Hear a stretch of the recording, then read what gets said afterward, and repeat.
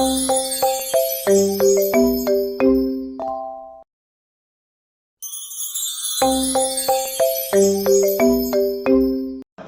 saya hormati Dewan Juri, baik yang ada di ruangan ataupun yang hadir secara virtual, juga rekan-rekan panitia dari Bangda yang saya hormati.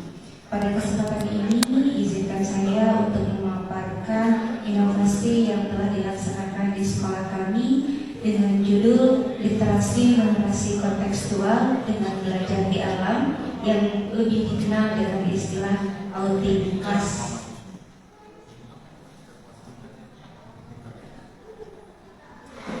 Next, halaman 2, Pak. Halaman 2, Bapak.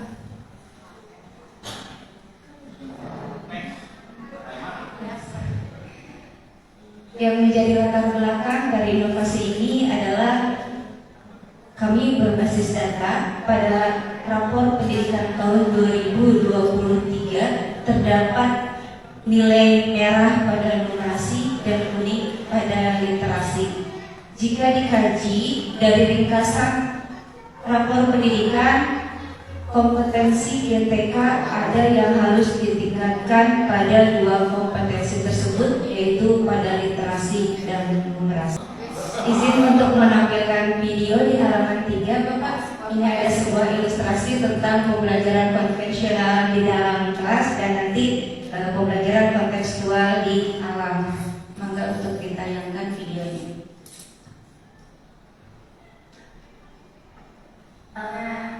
Coba anak-anak, ini angka berapa? 12. Kalau ini angka berapa? 21. 21. Coba sekarang maju. Nah, ya kan? 12 atau 21. Kalau dibandingkan, dibandingkan yang mana? 12 atau 21? Yang mana ya?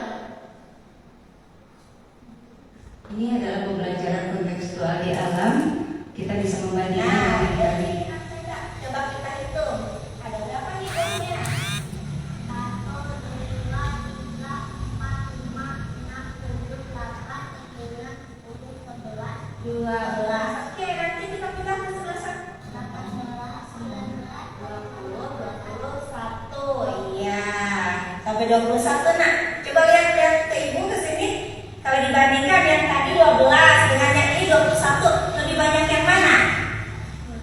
21. Gampang kan? Ya. Oke. Terima kasih. Lanjut ke slide 4, Pak. Tujuan dari inovasi yang dilaksanakan di sekolah kami adalah supaya guru, saya kepala sekolah, jadi saya mendampingi rekan-rekan guru supaya mereka menggunakan konteks lingkungan sekitar untuk memotivasi belajar siswa sehingga kualitas hasil belajar meningkat, yang nanti akhirnya ada di capaian rapor pendidikan yang tadinya merah dan kuning bisa menghijau. Slide selanjutnya, Pak. Rancang bangun dari inovasi yang kami laksanakan terdapat dasar hukum inovasi, dan kami juga mengangkat dari permasalahan yang kami hadapi, yaitu hasil capaian rapor pendidikan tahun 2023. Kemudian kami mengkaji kondisi sebelum dan sesudah dilaksanakannya inovasi, dan kami juga memiliki tahapan-tahapan yang dilaksanakan selama inovasi berlangsung. Boleh next, Bapak.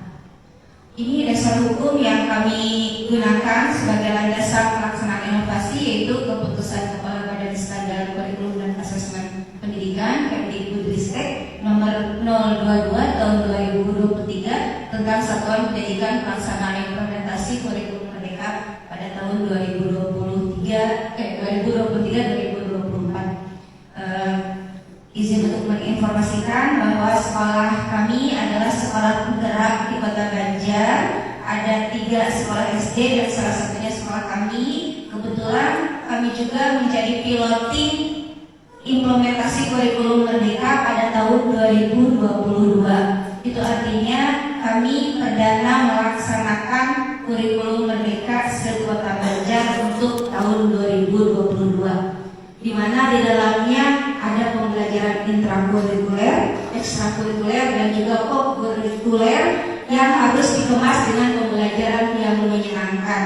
Guru harus pandai, harus memiliki kompetensi bagaimana caranya mengemas pembelajaran menjadi sesuatu yang tidak monoton dan tidak menjadi jenuh bagi siswa.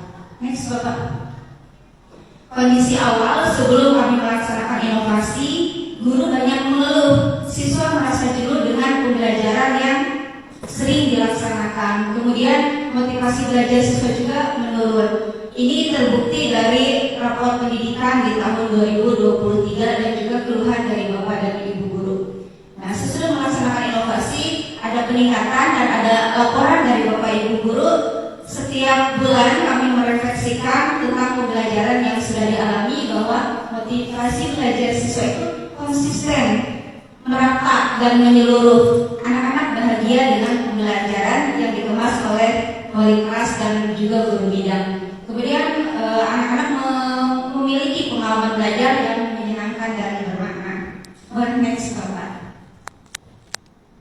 Untuk tahapan inovasi di perencanaan, kami di awal tahun ajaran membuka rapor pendidikan, kemudian mengkaji akar masalah. Dari akar masalah tersebut, kami menuangkan dalam rencana kerja tahunan, dipilah mana kegiatan yang harus membutuhkan dana dan mana kegiatan yang tidak membutuhkan dana. Untuk kegiatan yang membutuhkan dana, kami susun ke dalam RKAS dan dibiayai dari BOS. Untuk programnya ada dua, ada yang ke GPK, guru atau tenaga kependidikan, ada juga yang ke siswa. Untuk GPK, kami mengadakan peningkatan kompetensi melalui beberapa pelatihan, baik yang dilaksanakan oleh Kemdikbudristek melalui BBGP dan juga kegiatan-kegiatan yang kami mandiri lakukan di sekolah dalam bentuk IHT, workshop atau webinar, kolaborasi dengan dinas pendidikan melalui pengawas sekolah. Untuk siswanya sendiri, kami membuat mengemas dalam kegiatan outing class, disesuaikan dengan indikator pembelajaran mana yang bisa dikemas dalam satu kegiatan. Untuk outing class sendiri kerjasama dengan beberapa pihak terdekat yang bisa dijadikan sebagai sarana edukasi. Di akhir kegiatan, di setiap akhir bulan kami mengadakan pertemuan komunitas belajar untuk monitoring dan evaluasi tentang keterlaksanaan dari outing class yang telah kami laksanakan. Next, Bapak. Ini adalah dokumentasi untuk yang jajaran atas. Itu yang pertama adalah peningkatan kompetensi GTK yang diselenggarakan oleh Kemdikbudristek melalui BBGP tentang bagaimana caranya guru itu pemahamannya meningkat, kompetensinya meningkat dalam implementasi kurikulum merdeka, sehingga pada literasi dan numerasi siswa tidak hanya terpaku pada baca, tulis, dan hitung, tapi mereka lebih mengenal pola-pola dan bagaimana caranya bisa memahami simbol-simbol serta menerapkannya dalam kehidupan sehari-hari. Untuk yang kedua, ini adalah pembelajaran peningkatan kompetensi GTK yang diselenggarakan oleh Kemdikbud juga tentang penggunaan platform Merdeka Mengajar. Jadi selain dengan peningkatan secara tatap muka, kami juga belajar secara online menggunakan PMM. Nah, yang ketiga, ini fasilitas dari Kemdikbud supaya kami itu mengoptimalkan komunitas belajar di satuan pendidikan. Semua kendala tentang pembelajaran harus dibahas dan harus dioptimalkan dalam komunitas belajar supaya mendapatkan solusi bersama. Untuk jajaran yang bawah, ini adalah pengibasan setelah kami mendapat pendampingan dari Kemdikbud. Kami mempresentasikan ke rekan-rekan di sekolah dalam bentuk workshop, webinar, IHT, dan juga kegiatan-kegiatan yang dapat menumbuhkan wadah untuk saling berbagi dan juga saling mencari solusi ketika ada permasalahan yang muncul. Boleh next, Bapak? Ini video, boleh diklik. Kami belajar dari platform Merdeka Mengajar sesuai dengan capaian rapor pendidikan merah dan kuning di literasi dan numerasi. Maka saya mendampingi, membersamai Bapak dan Ibu guru itu dengan memprioritaskan memilih materi-materi yang jauh lebih banyak membahas tentang literasi dan numerasi. Boleh next Bapak. Next halaman selanjutnya. Ini video juga Bapak. Ini adalah dokumentasi OSIN kelas fase kelas 1 dan 2. Oke, sudah finish loncat. Oke. Ayo 3 orang lagi. Yuk 3 orang selanjutnya siapa? Ayo maju. Yuk 1. Bentar tungguin biar nggak terlalu nempel. Yuk lanjut. Dulu tungguin. Boleh stop biar waktunya lebih efisien. Stop dulu. Nah, dari kegiatan ini siswa mengalami pembelajaran yang kontekstual karena kalau biasanya di kelas menghitung itu hanya dengan metode menghafal. Guru melakukan drilling kepada siswa bagaimana siswa hafal angka dan juga hafal huruf. Tapi secara kontekstual kami melaksanakan di halaman sekolah, di alam siswa bisa lebih mengenal angka dan huruf tanpa harus dipaksa untuk menghafal. Lanjut, ini juga video Bapak. Ini adalah outing kelas yang untuk kelas D, kelas 3 dan 4 kami kerjasama dengan petani jamur.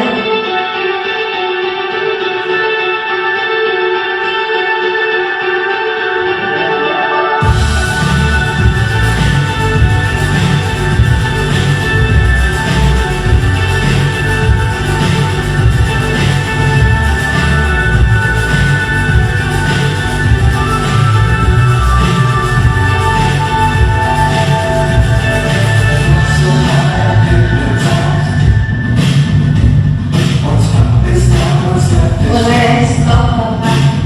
Nah, stop karena videonya panjang jadi saya skip aja. Di sana siswa dapat mengenal bagaimana proses pertumbuhan tanaman jamur, kemudian dapat juga mempraktekkan bagaimana sih 1 kilo itu ketika dibagi 10 bentuknya seperti apa dan proses pembagiannya seperti apa, hasilnya menjadi berapa. Ternyata 1 kilo itu ketika dibagi 10 akan menjadi 1 ons. Mereka menyaksikan sendiri dan mereka mengalami sendiri. Itu untuk fase D.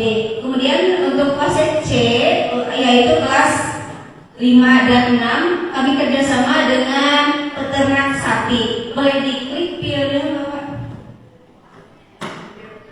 Nah, kami mengunjungi peternakan sapi yang ada di daerah Kelangan Sari.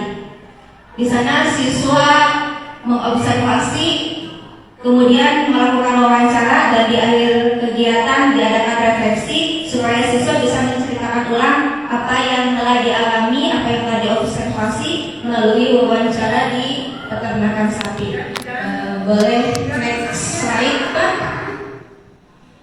Manfaat dari inovasi ini adalah supaya guru rekan-rekan saya di sekolah dapat menggunakan metode pembelajaran yang interaktif, dapat interaksi siswa dengan siswa, juga interaksi siswa dengan guru dan guru dengan siswa, juga siswa dengan lingkungan. Next Bapak. Hasilnya adalah rancangan kurikulum pada capaian rapor pendidikan, kompetensi dan numerasi kami meningkat di tahun 2024. Next Pak. Ini bukti bahwa apa yang kami lakukan itu inovasinya bisa dikatakan berhasil. Yang tadinya ada merah dan kuning pada tahun 2024 sudah menghijau. Sudah Pak. Sekian dan terima kasih. Billahi taufiq wal hidayah. Wassalamualaikum warahmatullahi wabarakatuh. Tepuk tangan dulu untuk Ibu Endang Tuti. Ini adalah teman saya waktu S2 Pak. Ibu Endang Tuti ini seperti jalur perjalanan masing-masing ya. Jadi kita agak kepisah. Baik, untuk selanjutnya kepada Bapak Dewan Juri ini muncul kontekstual learning dengan cara belajar di luar untuk meningkatkan kemampuan literasi dan numerasi. Kontekstual learning ini ada yang menghadirkan benda-benda ke dalam kelas, ada juga yang membawa siswa langsung keluar. Nah, yang dipilih oleh Ibu Endang Tuti ini adalah membawa siswa keluar langsung untuk mengenal lingkungannya dalam rangka menerapkan kemampuan literasi dan numerasi siswa.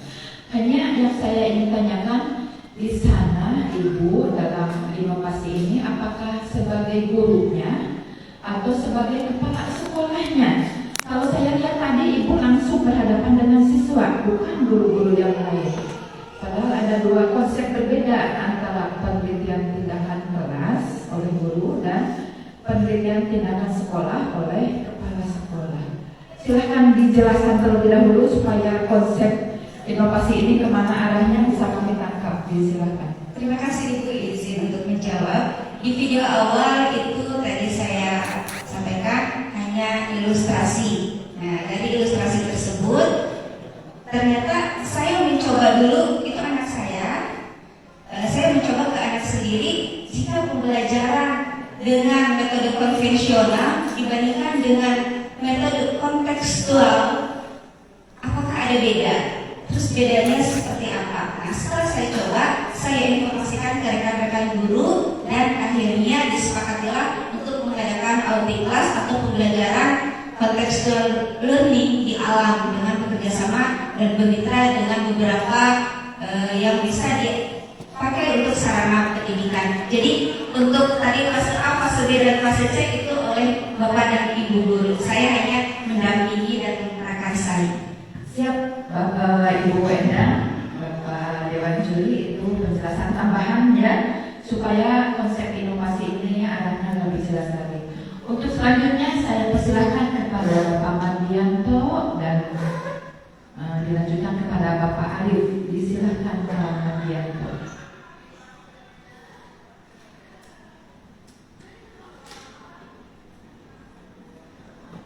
Baik, terima kasih Bu. Ada mudah-mudahan suaranya ada ya, Mas. Saya tidak putus begini. Ya, betul. Jaringannya, mohon maaf. Insya Allah sekarang jelas Pak.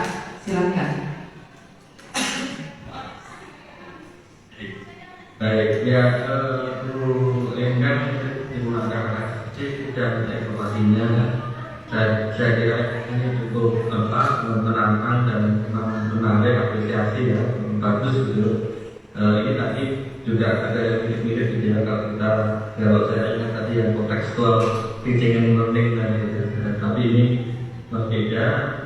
Ini lebih ada bentuknya daripada bicara hanya post gitu ya, hanya sekedar pendekatan. Nah, dan saya suka pertama latar belakang Natal karena tadi disampaikan mengenai capaian yang merah dan kuning tadi ya. Iya, tadi saya suka itu latar belakang Natalnya dan hasilnya juga dampaknya juga terdampak maksimal prosesnya juga yang tadi disampaikan mengenai sudah hijau semua itu dimunculkan di proposal gitu. Mestinya disampaikan di sana juga akan kelihatan terbentuk dan setelah inovasi itu dimunculkan itu. Nah, yang berikutnya kan memang kurikulum Merdeka ini memang mengharapkan sekolah-sekolah itu untuk berinovasi macam-macam bentuknya gitu ya. Nah, yang dalam konteks yang inovasi yang gue yang sampaikan ini yang pertama mungkin nanti ini teknis tapi juga akan kaitannya dengan substansi isinya untuk bisa membuat judulnya yang lebih enak gitu ya. Biasanya membuat singkatan. Ini kan literasi dan numerasi kontekstual dan belajar di alam dunia. Apa kira-kira ya? Semua orang nanti akan ingat bahwa ternyata sebutan terserah kira-kira nanti singkatannya apa, itu akan ingat kalau ternyata inovasi ini lebih mendekatkan pada literasi, pada pelajaran dengan metode konteks di alam terkait dengan literasi dan numerasi.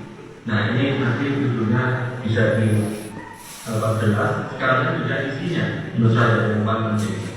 Kalau kemudian ini kan yang pertama, kira-kira kita tahu ada sekolah alam itu sudah banyak dari dulu. Anak saya dulu pernah dulu juga di sekolah alam gitu ya, yang di konteksnya untuk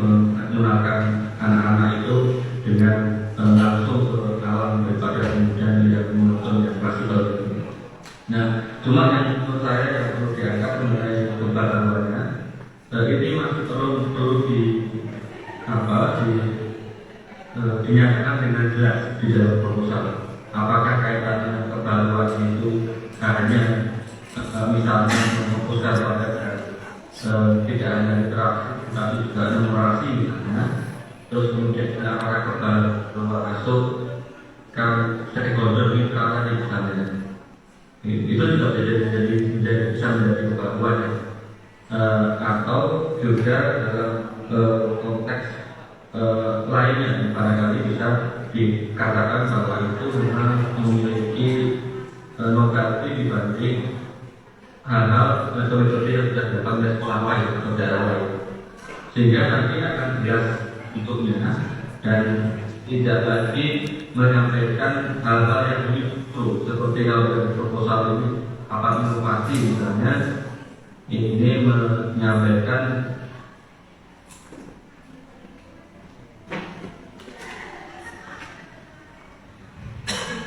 dan tidak perlu dimasukkan situ, kemudian nanti yang akan di highlight itu adalah kebaruan atau bentuknya yang utama, bukan yang justru yang bukan dan sekali lagi apresiasi biasa dan saya sampaikan ke video nanti. Terima kasih. Mungkin cukup itu dulu ada. Terima kasih. Terima kasih Pak Mardianto. Endang ini adalah Kepala Pusat Riset ya, kami dari Kementerian Dalam Negeri, BRIN ya, dan Riset Nasional. Terima kasih Pak Mardianto sudah memberikan masukan.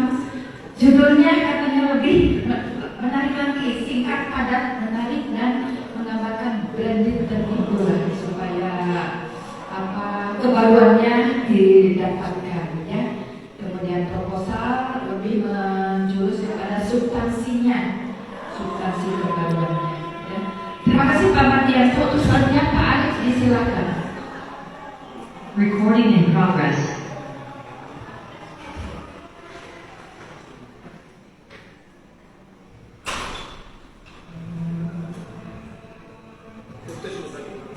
Pak Arif disilakan, barangkali sudah bergabung bersama kami. Nah, silakan Pak Arif. Ya, kalau itu barangkali yang pertama adalah kami mengucapkan apresiasi ke inovator yang sudah kita.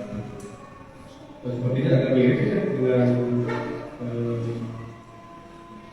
observasi saya yang kedua, tiga ya. Mau sapa Pak Ustaz? Ya, Pak saya itu terkait dengan TTL ya. Ya. Contextual learning. Tadi saya agak nangkep terkait dengan dampak ya atau outcome dari apa yang inovator sampaikan satu itu. Yang kedua juga terkait dengan hasil gitu ya. Tadi sempat disinggung gitu ya bahwa sebelum diterapkan gitu kan ada coba sekali ya langsung ya ada kurang seribu gitu disampaikan.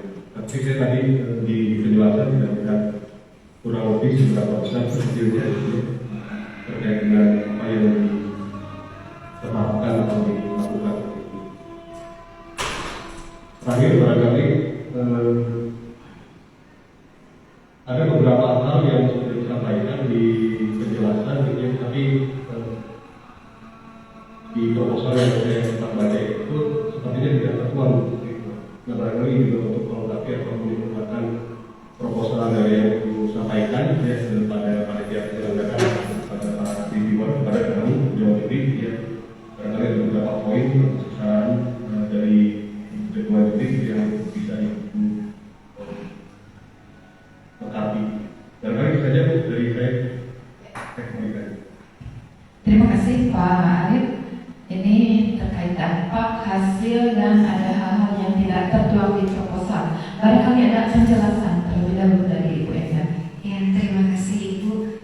Saya coba menanggapi kemarin waktu sosialisasi untuk presentasi, di sana ada penjelasan tentang proposal, terus ada batas maksimal kalau tidak salah 6 kami inovator menuliskan atau menuangkan secara panjang lebar, takutnya melebihi dari batas tersebut. Begitu. Terus, minimal, ya, mohon maaf, berarti saya salah menyimak. Mudah-mudahan ini tidak dialami oleh peserta yang lain. Ini benar-benar kekurangan saya dalam memahami kemarin dalam sosialisasi. Insya Allah untuk kedepannya ketika ada event serupa, saya akan lebih jeli untuk menyimak informasi supaya tidak terjadi kesalahan. Ya. Baik, cukup. Nah, sekarang yang terhormat Bapak Dadi, disilakan penggalian lebih mendalam lagi, Pak. Terima kasih Mbak Asda. Alhamdulillah nih, menemukan juga ada penggerak yang dunia pendidikan yang memiliki pengalaman hampir mirip dengan yang saya lakukan juga. Kebetulan kalau saya di pendidikan tinggi, betul, saya sudah melakukan itu di 2012 ya. Nama program saya itu PSL, namanya program studi lapangan, profesi studi lapangan. Lebih kepada pengenalan kemodalan lapangan, habis itu ada pengenalan langsung ke lapangan, wawancara dan segala macam, habis itu dibawa ke rumah masing-masing ada sebuah laporan sesuai dengan dikatakan kita akan tes presentasi. Nah ini tahapannya untuk ini sebetulnya sudah luar biasa. Makanya pada saat muncul program kurikulum mereka belajar, saya nggak kaget karena kita sudah terbiasa melakukannya ya. Dan ini sebetulnya sama ya. Cuman yang menjadi kebaruannya ini lagi-lagi ini kan diarahkan di dalam kurikulum mereka belajar harus seperti itu. Nah yang jadi berbeda dari inovasi ini seperti apa? Kalau ada produk misalkan ada sesuatu yang dihasilkan, yang dihasilkan itu berupa apa namanya sublimasi apapun yang sesuai dengan tingkatan akademik itu. Betul terkait judul juga tidak mengatakan semua inovasi ini hanya seperti sebuah apa namanya makalah saja ya. Jadi harus memancing yang masih membaca tentang apa sih yang jadi unggulan daripada dokumen ini. Akhirnya sampai ingin tahu produknya seperti apa sih, seperti itu ya. Sebenarnya kalau tadi saya mau mencari metodologi juga, tapi rupanya dari awal sudah salah tangkap bahwa bukan minimal maksimal 600 karakter, tapi justru minimal 600 karakter. Jadi saya nggak bisa salahkan. Mungkin kalau paham dari awal dokumennya lebih bagus lagi seperti itu. Tapi yang paling penting saya apresiasi sudah sangat berusaha. Yang saya sampai di sini komentarnya buat aplikasi dan inovasi yang untuk menjadi sebuah inovasi yang utuh, ya, yang clear, yang diinginkan oleh kita semua. Itu ada sentuhan-sentuhan lain yang bisa menghasilkan sebuah perbedaan seperti itu. Terima kasih. Assalamualaikum warahmatullahi wabarakatuh. Terima kasih Bapak Dadi. Itu masukan saja ya. Ya. Cukup Pak Dadi? Ya, cukup. Terima kasih Bapak atas masukan saran. Insya Allah akan dijadikan bahan perbaikan ke depan. Tinggal mengemas brandingnya, ya, brandingnya. Nah, betul-betul menciptakan satu kebaruan itu yang dicari oleh kami. Kalau ada yang memang sesuai dengan konsep ruang juri, tidak segan-segan kami merekomendasikan untuk ikut KIJB, kompetisi inovasi Jawa Barat UMN ya. Demikian barangkali masukan-masukan dari kami, silakan ditutup saja. Sekian dari Topik Hidayah. Wassalamualaikum warahmatullahi wabarakatuh.